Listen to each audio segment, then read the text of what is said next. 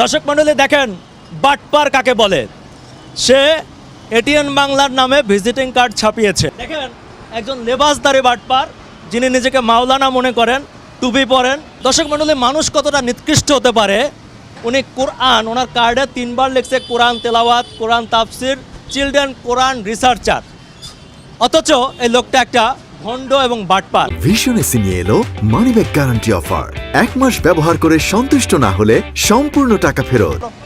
আচ্ছা, আপনি এমনি এটা ছাড়েন, এভাবে ছাড়বো না, ছাড়বো না, ছাড়বো না, ছাড়েন, আপনি এমনি ছাড়েন, ছাড়বো না, আপনাকে ছাড়বো না তো। আসেন আসেন আসেন আসেন, ছাড়বো না, আপনাকে ছাড়া যাবে না তো। দর্শক মণ্ডলী, একজন বাটপারকে চিনে নেন, যিনি নিজেকে এটিএন বাংলার স্টাফ বলে পরিচয় দেন, এটিএন বাংলার ভুয়া ভিজিটিং কার্ড নিয়ে চলেন।